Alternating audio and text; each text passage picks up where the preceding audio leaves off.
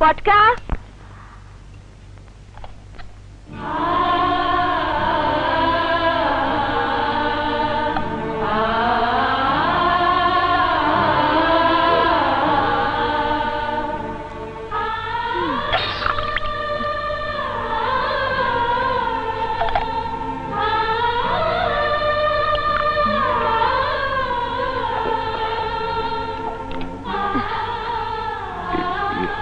আরে আমি তোমার করছিস, শালা তোতলা নাকি?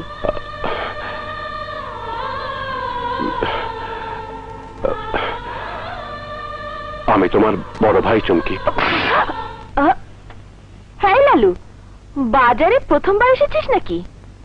জানিস না এখানে মা বাবা ভাই বোনের মতো মিথ্যে সম্পর্কগুলোর কোনো দাম নেই।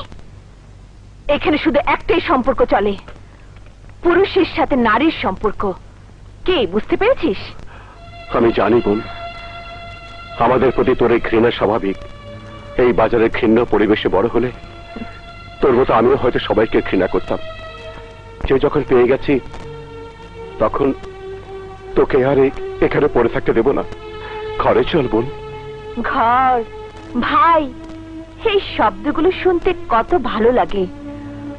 মনে হয় জ্বলতে থাকা এই বুকটার উপর কেউ বরফ রেখে ঠান্ডা করে দিচ্ছে, যেন খোলা চোখে দিনের বেলা থেকেও স্বপ্ন রেখে দিচ্ছে।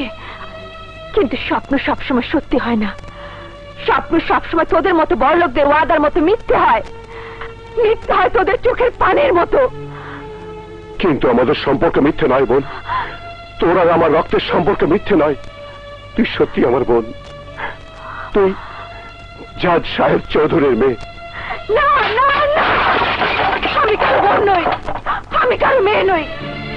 তোদের মতো ভণ্ড লোকের সাথে আমার কোনো সম্পর্ক নেই। এসব তুই কি বলছিস বোন? খবরদার, তোর ওই পাপ মুখে আমাকে বোন বলে ডাক না। আরে তুই হারামজাদের সন্তান, যে তার নিজের স্ত্রীকে পরিত্যাগ করে চলে গিয়েছিল, নিজের সন্তানকে অস্বীকার করেছিল, অবিশ্বাস করেছিল আমার মায়ের সতীত্বকে।